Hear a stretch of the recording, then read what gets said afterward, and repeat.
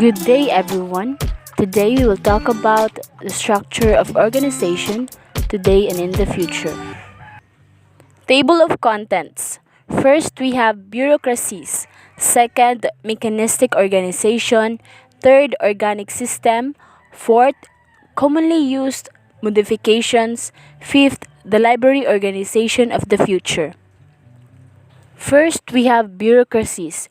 Bureaucracies were first described in the early part of the 20th century by Max Weber, a German sociologist trained in law, economics, history, and philosophy. His perceptive and incisive theoretical analysis of the principles of bureaucracies is undoubtedly one of the most important statements on formal organization. It had a profound influence on almost all subsequent thinking and research in the field. Weber created the concept of bureaucracy as a model for use in his analysis of organized industrial society. Characteristics of a bureaucracy: impersonal and formal conduct, because personality and emotional based relationships interfere with rationality. Nepotism and favoritism not related to performance should be eliminated. Employment and promotion on the basis of technical competence and performance. Using this criteria ensures that the best qualified people will pursue a career in the organization and remain loyal to it. Systematic specialization of labor and specification of responsibilities. All of the work necessary to accomplish the tasks of the organization should be divided into specific areas of competence, with each employee and supervisor having authority over his or her functions and not interfering with the conduct of others' job. Mechanistic organization. Mechanistic organizational structures are shaped in a traditional pyramid pattern of organization. This type of organization is designed to be like a machine, hence the name. People are conceived of as parts performing specific tasks. Byrne and Stoker found that the mechanistic or bureaucratic structure work best for organizations that perform many routine tasks and operate in a stable environment, but was not successful in organizations that were required to adjust to environmental changes. Organic system. This structure is based on a biological metaphor, and the objective is designing such a system as to leave it open to the environment so it can respond to new opportunities. The organic organization structure is completely different from the mechanistic organization. The organic form is appropriate to changing conditions that constantly give rise to fresh problems and unforeseen requirements for action. An organic structure is characterized by an emphasis on lateral and horizontal flows of communication with the organization. Organizational influence based largely on the authority of knowledge rather than individuals' position in the structure. Members of the organization tending to have a system-wide orientation rather than narrow departmental views, job definitions that are less precise and more flexible, and duties that change as new problems and challenges are confronted. A commitment by many members to professional standards developed by groups outside the formal organization. For instance, many librarians identify as much with their professions as with the institution that employed them. So, this is what it looks like in mechanistic organization, and this is what it looks like in organic system. Commonly used modification.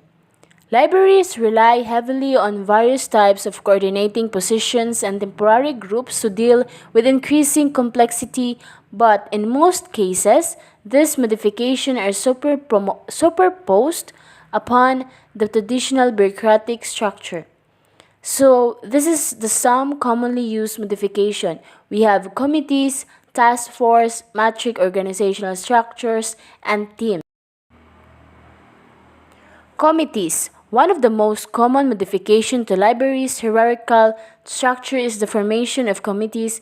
Committees are especially useful in a process that does not fall within the domain of any one chain of command, and so a committee consisting of representatives from the units involved need to be established. Standing committees often deal with the ongoing issues such as staff development, automation, and personnel. Task force. Task forces are similar to committees except that their assignment is often full time rather than part time. Employees generally leave their primary jobs to devote all their time to the task force. A task force is a specific temporary task to perform, and when the task is completed, the members of the group return to their primary jobs. Matrix organizational structure. One of the more recent innovations in organizational design is the matrix structure. In the task forces or project management, group members are withdrawn from their departments and temporarily assigned to the project manager. Teams. The team approach provides a basic redesign of how work is accomplished. Instead of groups being managed, there is a shift to the groups that manage themselves. When a number of employees work as a group to perform related tasks, it is possible to redesign the overall work, not as a set of individual jobs, but as a shared group task. Library organizational structure of the future. Libraries and information centers, like all other institutions, are moving toward new organizational structure. They are changing slowly away from rigid hierarchies to more organic forms of organization. It is in these types of libraries that we see the closest approximation to a new model of organization structure being implemented in some for profit organization. These new organizations, often called boundaryless, virtual, or network organization, give us a preview of what the organizational structure of a completely new type of library might be. They all describe a new type of organizational structure that is geographically dispersed and supported by the information and communication technology. Libraries have been struggling to identify the most appropriate organizational structure for many decades now. These early advocates of decentralization were thinking in terms of the decentralization of the library as a physical entity. Today, we have moved away from thinking of libraries just as places because growing electronic information component of libraries is making place less important.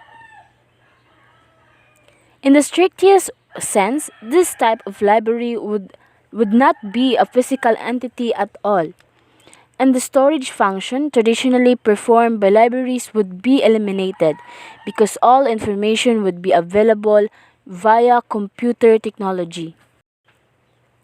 These emerging universities provide one model of higher education in the future, and it is possible to imagine a library with a network type of organization. There is a central core or hub that coordinates the organization, and all the other functions are subcontracted or outsourced to other groups that are linked electronically to that core. The only interaction between librarians and users would be electronic. This type of library would be truly virtual, at least in the foreseeable future. However, few libraries will take this route. Instead, libraries will be hybrids, combining both paper and electronic resources. New technologies will doubtless continue to have a major impact on the departmental patterns of all types of libraries, but at this point, one only can speculate about what the ultimate effects will be. It can be conjectured that technological advances will permit libraries of the future to be more decentralized and thus provide their users with a geographically dispersed, individualized service that they have always preferred. We hope you learn and understand our discussions about the structures of organization today and in the future. Thank you for watching.